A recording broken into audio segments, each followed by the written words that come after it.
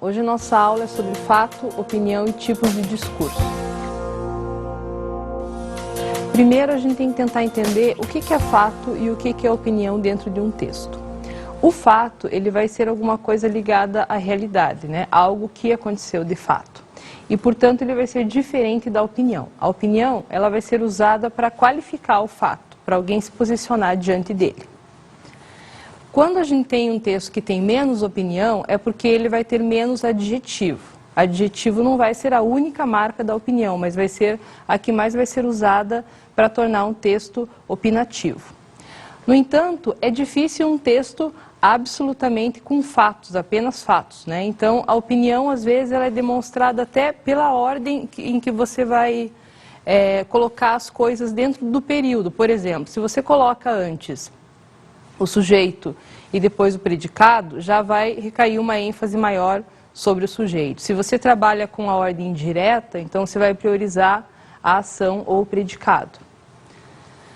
Então, a gente não pode chamar nenhum texto de absolutamente neutro. Então, a gente está usando aqui um neutro relativo, né? O texto mais sem opinião possível. Um texto que seja desse jeito, né, ele tem que ter verbos na terceira pessoa, pouca adjetivação, apenas quando for algo extremamente necessário, né?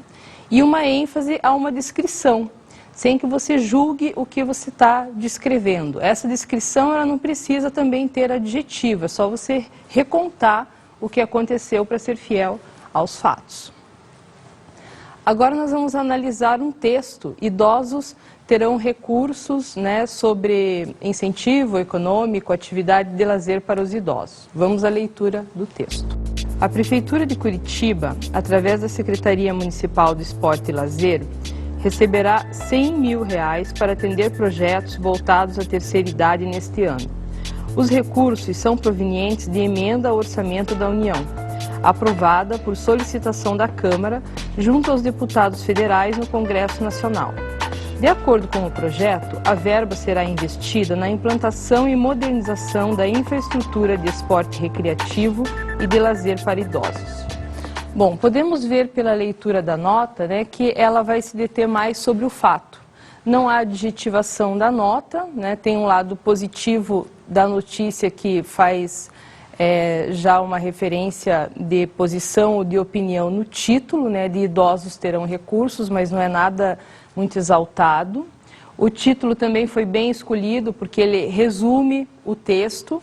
No entanto, vai ter aquela opinião que é difícil a gente fugir, mas é mínima. Porque vai mostrar, por exemplo, que o fato de ter recurso para o lazer dos idosos é um fato benéfico, né? No entanto, a gente não vai usar nenhum tipo de adjetivo muito grande. Só o fato de ressaltar que os idosos vão ter o recurso já vai ser um tipo de marca de opinião mais sutil, leve e permitida num texto de jornal, por exemplo. Agora nós vamos ver um outro tipo de texto, que vai já ter uma característica um pouco diferente desse primeiro. Vamos à leitura dele. Acontecerá no próximo dia 13 de março, às 19 horas, no Palácio de Cristal, no Círculo Militar do Paraná, o Power Fight Extreme 2, eleito o melhor evento do MMA em 2009. Aqui nós vamos ter nessa nota sobre a competição de luta, né, mais fato ainda, né? Power Fight Extreme 2 foi eleito o melhor evento do MMA em 2009. No entanto, só o fato de mencionar que foi eleito o melhor evento já revela também um pouco de opinião, mesmo isso sendo um fato. Então, a fronteira, né, que divide fato e opinião dentro de um texto é realmente muito sutil. No entanto, esse texto tem um objetivo, né, que é atrair público, divulgar o evento, então precisa ressaltar as características positivas desse evento que está sendo anunciado. Então, também essa dose de opinião mínima é positiva no texto. Agora nós vamos para outro tipo de texto, aqui já vai ser mais acentuada a opinião e vamos à leitura dele para depois vermos a análise. Ponte que vai desafogar o trânsito da região Fazendinha e SIC será inaugurada em março. Obra é uma reivindicação antiga da comunidade e já está em fase de acabamento. Essa nota sobre a construção da ponte, né, já mostra mais opinião. Só pelo título dela, o título já revela fim do sufoco, né? Quer dizer, nossa, até que enfim a ponte vai ser construída. Então já é uma característica de uma notícia mais apelativa, né? De um título que já direciona bastante para o julgamento e não só para a apresentação do fato. Depois nós temos: a ponte vai desafogar o trânsito da região. Isso também vai mostrar a subjetividade, né? Porque está julgando a função da ponte, não tá só noticiando a construção, mas já está dizendo que vai ser bom, que vai desafogar o trânsito da região. Outra marca de opinião que aparece no texto é: a obra é uma reivindicação antiga da comunidade, porque vai mostrar que a luta daqueles moradores pela construção já é antiga, né? Então tudo isso já está implícito nessa parte do texto. Então são marcas que, se a gente olhar com bastante cuidado, já vão revelar muito mais opinião do que os outros textos analisados. Agora nós vamos ver outros tipos de marcas de opinião que a gente pode usar no texto, e para até dosar e ver se é apropriado usar esse tipo de recurso, qual que é o tipo de texto que a gente está escrevendo e para que público, né, esse tipo de texto vai ser destinado. A primeira coisa é o uso do adjetivo, que é a coisa mais comum. Então vamos ver alguns exemplos. O irreverente show da banda. Aqui eu já estou qualificando o show, né? Eu estou usando o adjetivo irreverente. Outro exemplo: o bom desempenho do jogador. Também estou usando o adjetivo bom, então um adjetivo basta para eu demonstrar a opinião e não me ater apenas ao fato. Como que eu poderia então falar que a jogada foi feita, qual foi a jogada e deixar o julgamento para o leitor, né? Bastaria que eu descrevesse os lances de que o jogador participou e daí, evidentemente, a pessoa, se os lances foram de fato bons, né, a pessoa ia concluir que foi um bom desenvolvimento, um bom desempenho. A má atuação do político. Também já vou estar fazendo um julgamento ali em má atuação, né? Eu também só posso relatar o fato, dizer o que o político fez e daí a conclusão de que foi ruim ou foi boa vai ficar por conta do leitor. E quando são coisas óbvias, então a gente livra o texto da opinião e deixa a conclusão apenas para o leitor. A segunda coisa, o segundo recurso é usar frases, locuções ou até expressões inteiras. Aí já vai dar uma carga muito maior de opinião, porque o espaço que ela vai tomar dentro do texto, o espaço físico, né, o lugar que vai usar de um período, às vezes vai chegar à metade de um período, um terço do período, então já dá uma carga maior. Vamos ver lá o exemplo então.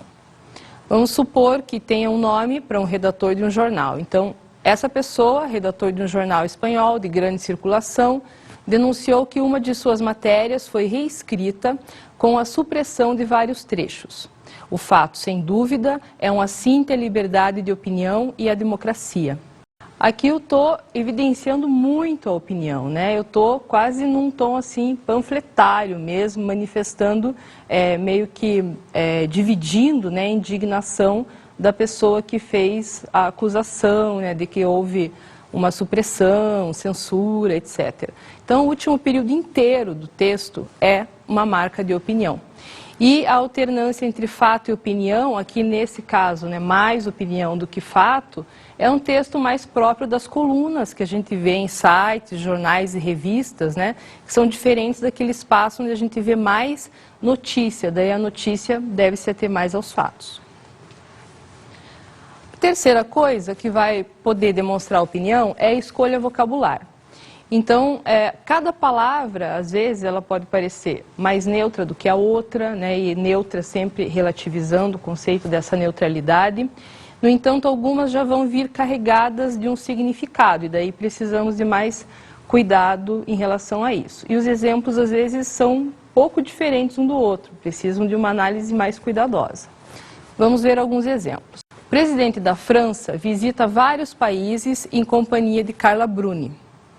E uma segunda opção, o presidente da França visita vários países em companhia da esposa Carla Bruni. A diferença aqui é no uso do vocábulo esposa, que veio apenas no segundo período, né? Aqui a esposa vai estar especificando, vai estar detalhando, né, o laço que une o presidente da França com a Carla Bruni, enquanto na primeira opção, a Carla Bruni poderia ser qualquer pessoa. A frase poderia ser mudada para em companhia de algum ministro, de outra pessoa, né? Mas quando eu firmo a posição de esposa, eu estou, sim, revelando uma opinião, apenas pela escolha de revelar esse parentesco. Outro exemplo agora. Para revelar hipótese. Duas notícias em jornais diferentes, né? Vamos então imaginar assim um sério e um mais sensacionalista. Também vai trabalhar com vocábulo, com escolha de palavras, porque às vezes a notícia ela pode ser sobre o mesmo fato. Isso acontece recorrentemente. A gente vê em jornais e em telejornais essa diferença. E mesmo a notícia sendo a mesma, se eu vou dar uma notícia sobre um idoso, por exemplo, e escolho o vocábulo idoso propriamente, eu vou estar trabalhando com um discurso mais neutro, né? Eu vou ter um tom mais sério na minha notícia, no meu texto. Se eu pego a palavra velhinho, já vou tender mais para uma afetividade e tentar envolver o meu leitor afetivamente, né? Então vai ser um tom mais apelativo, próprio de texto mais sensacionalista. O quarto recurso é sobre a ordem das informações na oração. Nós já falamos anteriormente que essa ordem pode revelar opinião. Então vamos ver como que isso vai acontecer. O exemplo, a casa do rei do rock recebe dezenas de pessoas diariamente. Em pleno século XXI, o culto a Elvis Presley continua. Aqui a ideia principal é destacar o número de pessoas que visitam a casa do Elvis Presley, né? Então vai se trabalhar primeiro com a multidão, né? Com o fato dele ser famoso e por isso a visitação vai ser realmente intensa. E também vai acentuar aqui o título, né? O rei do rock, em vez de Elvis, já no início. Primeiro para dar a ideia assim, de que o fato dele ter sido o rei do rock já permite que ele seja identificado por isso, sem precisar primeiro mencionar Elvis ou Elvis Presley, para depois falar, ó, o Elvis é o rei do rock, né? Então já substitui isso. Então direciona-se totalmente para a fama do artista. Agora eu vou poder construir de uma forma diferente, optando por uma ordem também diferente. Vamos ver lá, em pleno século XXI, o culto a Elvis Presley continua. A casa do rei do rock recebe dezenas de pessoas diariamente. A transformação, para alguns, pode parecer boba, banal, né? Fala assim, só teve uma mudança de ordem, isso não vai alterar o sentido. No entanto, tem sim uma pequena alteração, né? A alteração, primeiro, é que quando eu começo com em pleno século XXI, eu posso dar a ideia de que, nossa, o tempo passou e tudo continua igual, né? Uma pessoa que fez fama, que construiu fama, que foi famoso tempos atrás, ainda continua muito celebrado. Então pode ser até uma crítica para a sociedade atual. No entanto, tem uma outra leitura aí também, que vai dizer assim, nossa, o Elvis realmente atemporal, né? Os anos passam e ele continua em alta. Só pelo fato de eu acentuar que o culto ainda continua e jogar essa informação para o começo do meu parágrafo, do meu pequeno texto.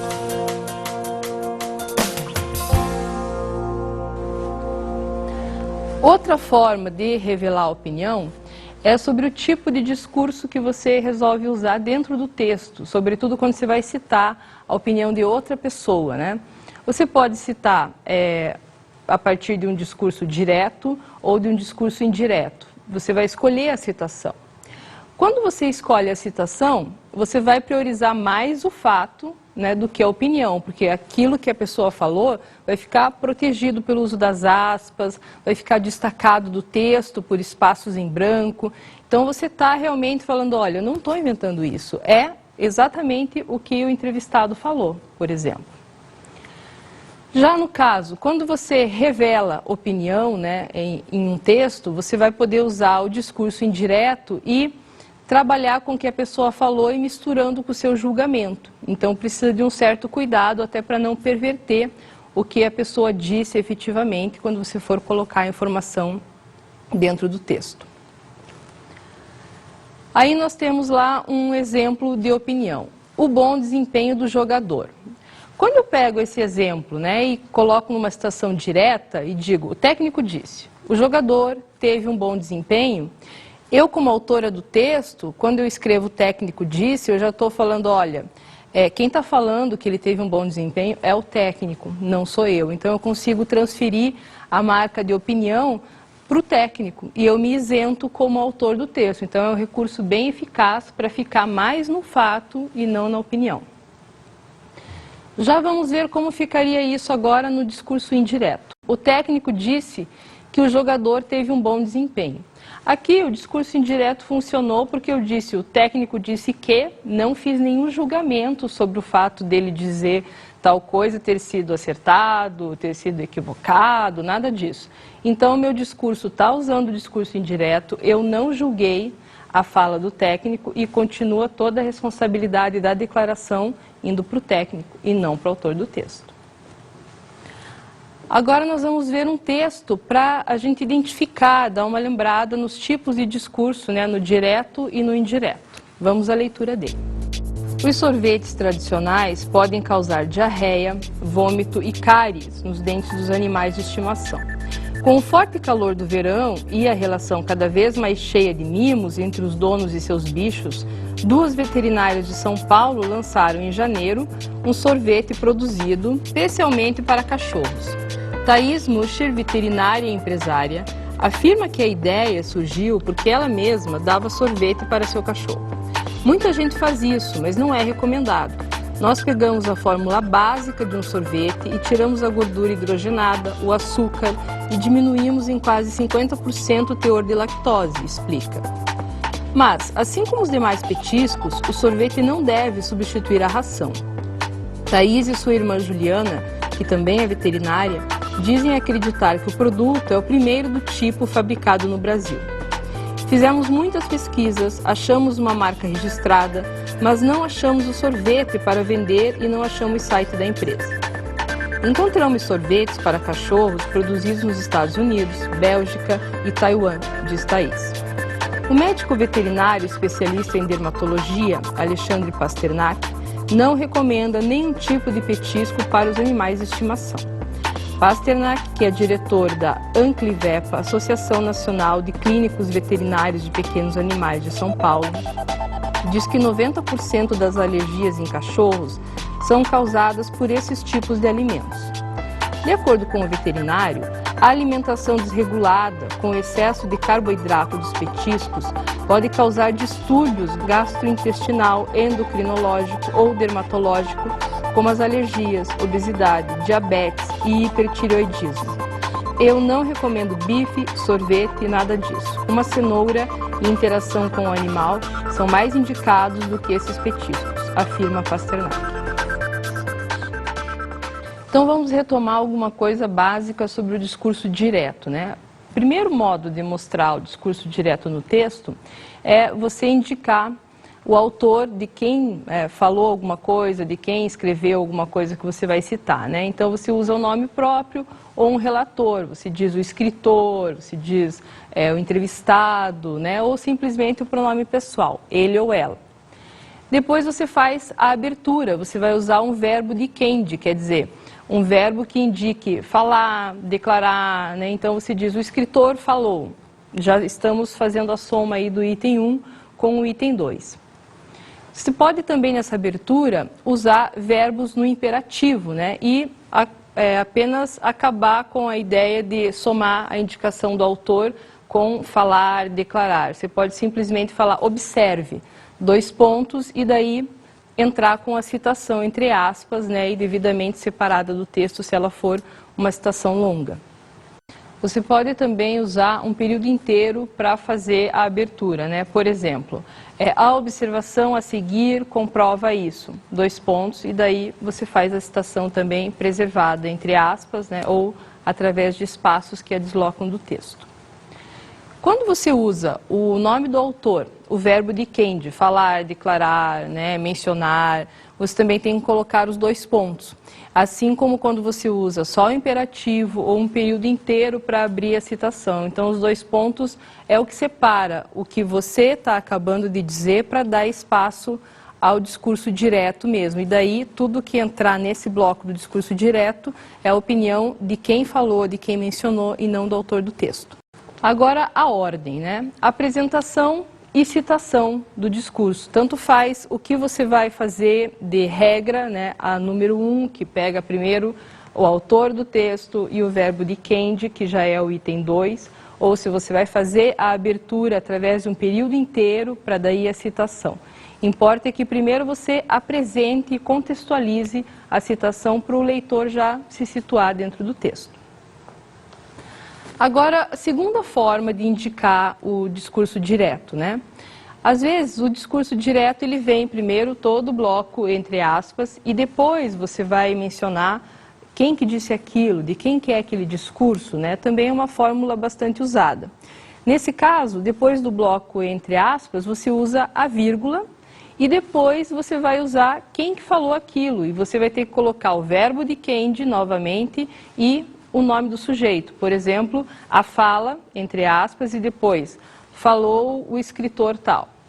Aí nós já reunimos o item 1, que é a vírgula, o item 2, que é o verbo de quem, falou, mencionou, e o 3, que é o nome do autor, o escritor, o entrevistado, ou até o nome próprio, com nome e sobrenome de preferência. Nesse caso, a ordem foi invertida. Eu primeiro citei e depois contextualizei. Eu só posso fazer essa alternativa se o meu leitor não for se perder muito no texto, se for de fácil identificação. Qual que é o ponto comum agora entre esses dois esquemas para apresentar o discurso direto, né?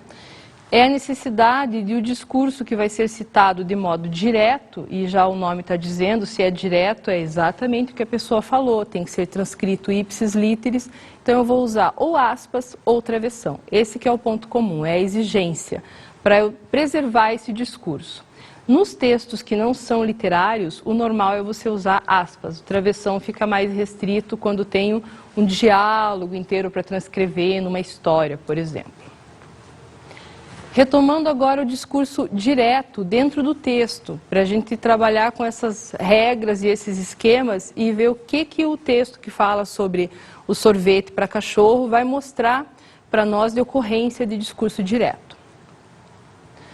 Vamos analisar então todas as citações, né, do texto que aparecem antes da apresentação. Vamos ver o exemplo A.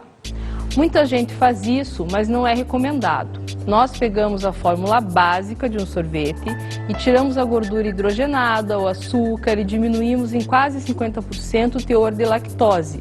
Explica.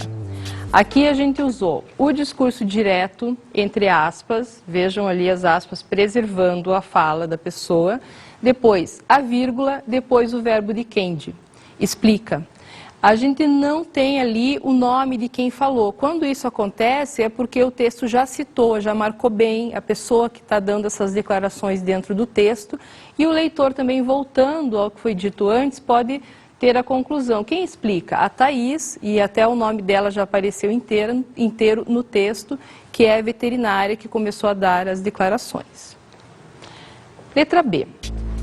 Fizemos muitas pesquisas, achamos uma marca registrada, mas não achamos o sorvete para vender e não achamos site da empresa. Encontramos sorvetes para cachorros produzidos nos Estados Unidos, Bélgica e Taiwan. Fechou aspas e daí diz Thaís. Vejam que depois do bloco entre aspas nós temos a vírgula, o verbo de quem, de dizer, né, que daí está conjugado de acordo com o sujeito que está fazendo isso, que é Thaís, então está na terceira pessoa do singular, e o nome de quem fez a declaração, a Thaís novamente. Letra C. Eu não recomendo bife, sorvete, nada disso. Uma cenoura e interação com o animal são mais indicados do que esses petiscos, afirma Pasternak. Aqui novamente, né, o mesmo esquema de citar o discurso direto no início. Depois de fechar as aspas, temos a vírgula, o verbo de quem, que nesse caso é afirmar, e o sujeito, ou seja, quem deu a declaração, Pasternak. Aqui ele usou só o sobrenome. É mais próprio usar só o sobrenome ou nome e sobrenome. Agora vamos ver os exemplos de discurso indireto dentro do texto, né? Ele vai dispensar aspas, a vírgula vai ser utilizada, né?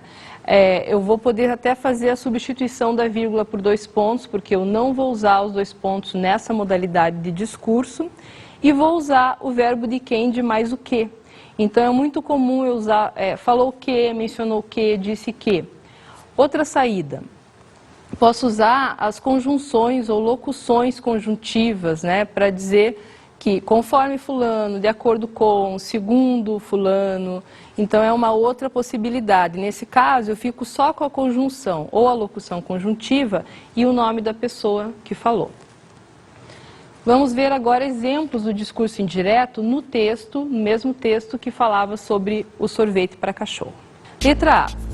Thaís Muscher, veterinária e empresária, afirma que a ideia surgiu porque ela mesma dava sorvete para seu cachorro.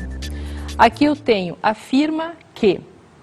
Quando eu uso esse verbo dicende mais o que, e já apresentei o nome do sujeito que vai declarar isso, né, a Thaís Muscher, que já está devidamente apresentada antes no meu texto, no que vai vir a divisão, quer dizer, o que ela disse, e daí a partir desse momento já não é mais a responsabilidade do autor, mesmo que o texto revele alguma opinião. A opinião é da declaração e não do texto como um todo.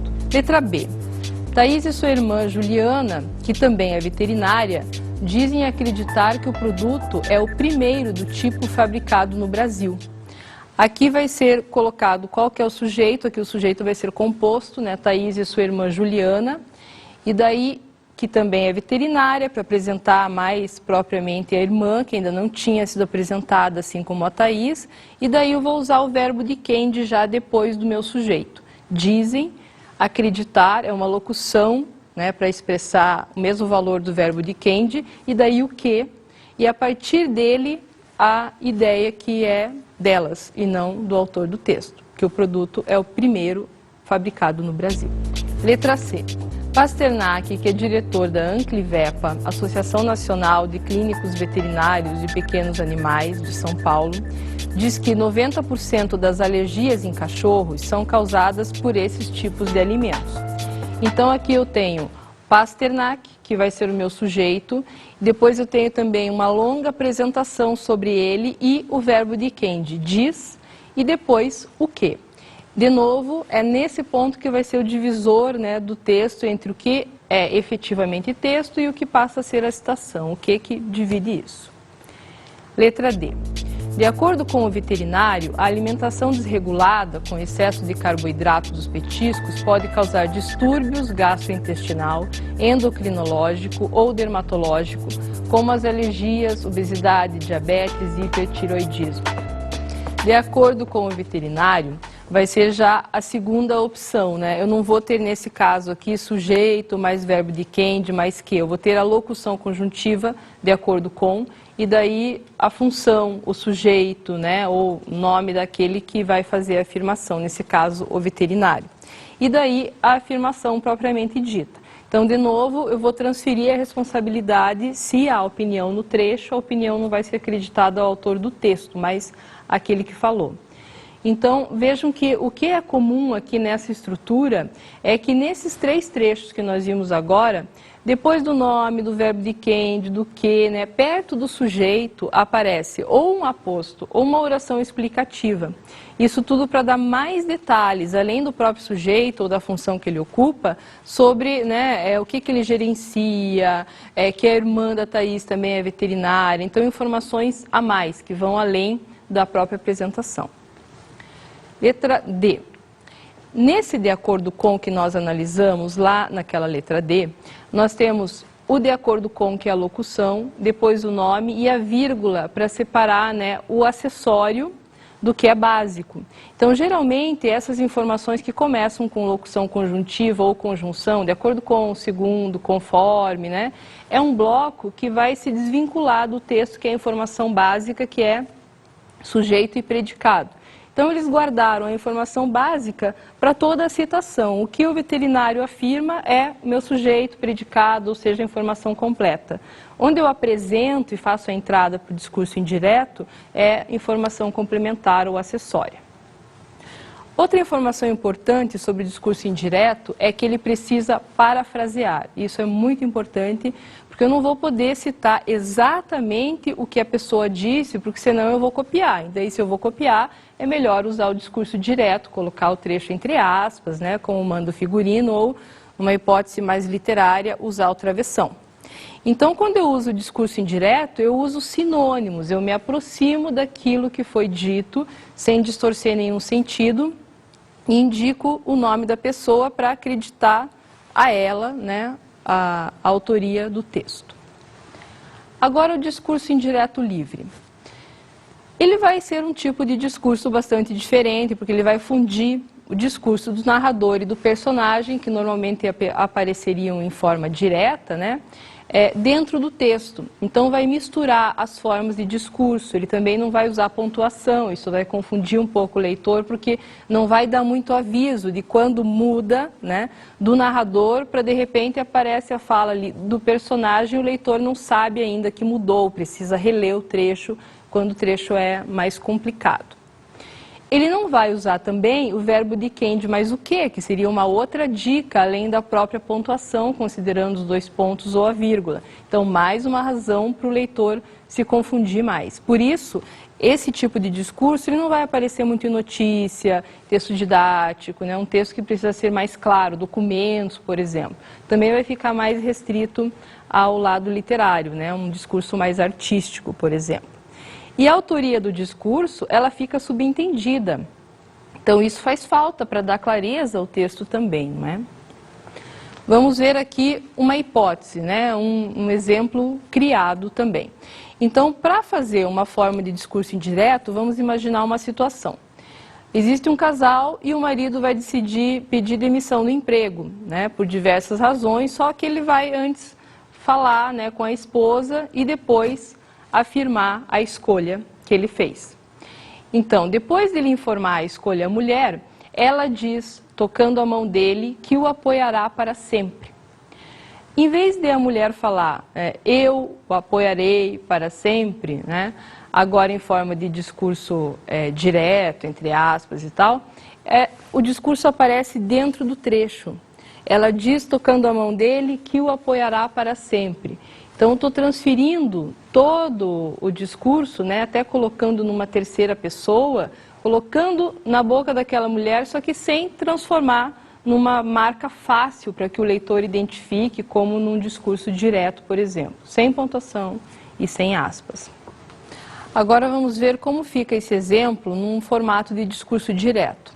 Depois dele informar a escolha à mulher, ela diz, tocando a mão dele, 2 pontos. Eu peguei toda a parte da narração, isso ainda leva em conta a moldura da citação, e quando eu coloco os 2 pontos, eu vou dar abertura só para a fala da esposa. Então, já estou avisando o leitor, agora atenção que é a voz de outra personagem, de outra pessoa. E daí eu vou usar o travessão, que esse discurso condiz mais com o universo literário. Eu sempre vou apoiar você. E daí fecha-se a fala da esposa, né? Lembrando que o travessão poderia ser substituído por aspas. Agora vamos ver mais coisas sobre o discurso indireto livre. Comparando então o discurso indireto livre com o discurso direto, né, nós podemos perceber assim, que em relação ao direto não vai ter as aspas, em relação ao discurso indireto não vai ter o verbo depend, nem o que, né?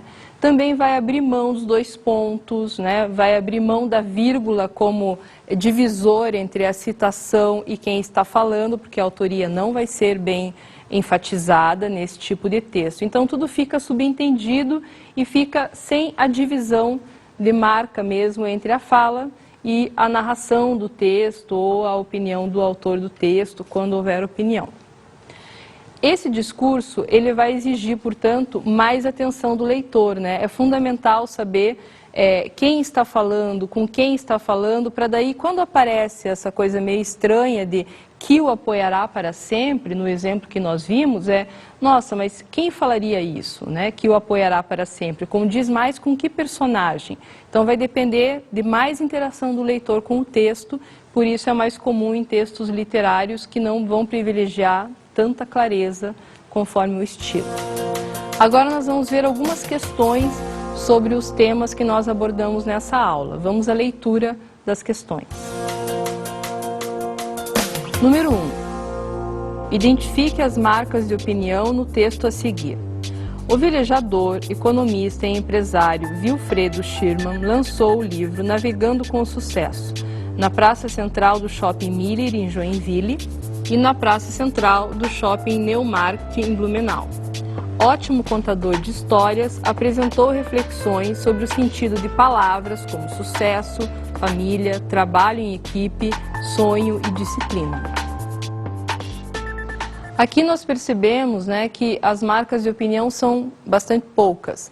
Então, o velejador, economista, empresário, são todos fatos, né? Veja que eu tenho ali coisas que parece que eu estou descrevendo muitas coisas e que podem gerar a ideia de que eu estou demonstrando opinião. No entanto, são fatos. Ele é, de fato, essas três coisas. Depois eu tenho a apresentação de nome, que lançou o livro, vou falar sobre o título do livro, né?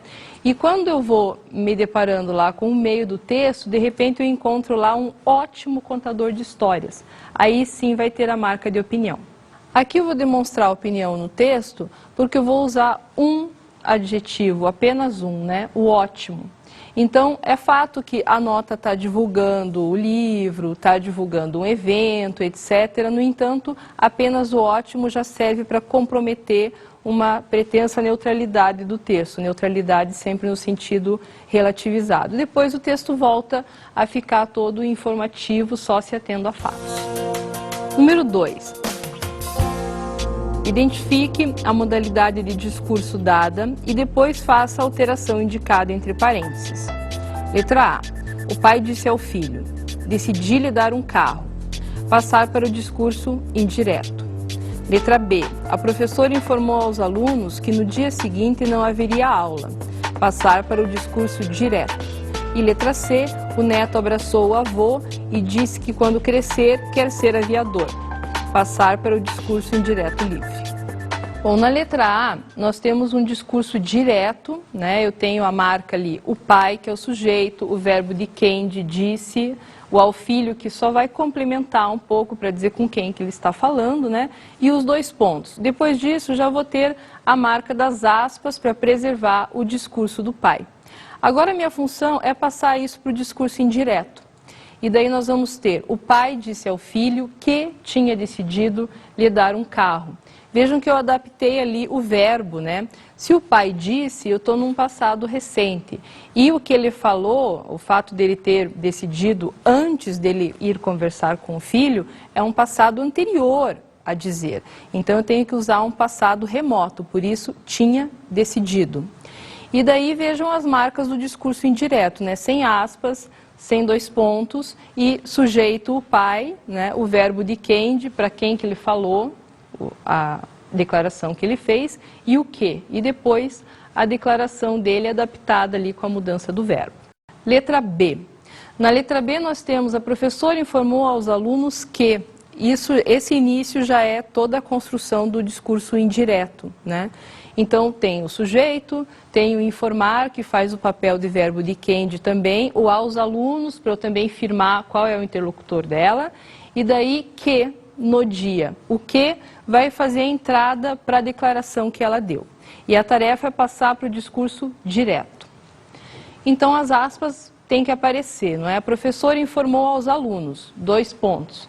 Estou fazendo o esquema sujeito, verbo de quem, aqui é opcional para deixar o texto mais claro, colocar a quem que ela falou, a sua declaração, e daí dois pontos. Quando eu for colocar toda a fala dela preservada, vou usar aspas, o trecho inteiro entre aspas. Na letra C, o neto abraçou o avô e disse que, também temos um exemplo de discurso indireto, né? Então, se a gente tinha que classificar, não há dúvida, porque eu tenho o sujeito, o neto, também estou mencionando aqui, né, com quem que ele está interagindo, o avô, daí eu coloquei o verbo de quem, de dizer, e o que. Depois vai vir a declaração. A minha tarefa é passar para o discurso indireto livre. Discurso indireto livre vai ficar mais ou menos assim: o neto abraçou o avô. Quando eu crescer, quero ser aviador. Então, o que vai ajudar, né, o leitor a saber exatamente quem disse essa declaração? Porque, lembrando, eu não vou ter vírgula, eu não vou ter dois pontos, né, e nem a declaração clara de autoria, né, do sujeito que está fazendo essa declaração? É o próprio contexto, né? Quem que poderia dizer quando eu crescer? Né? É o neto, não poderia, obviamente, ser o avô. Então, dá um trabalho um pouco maior, esse exemplo é relativamente fácil e por isso fica mais voltado ao universo literário.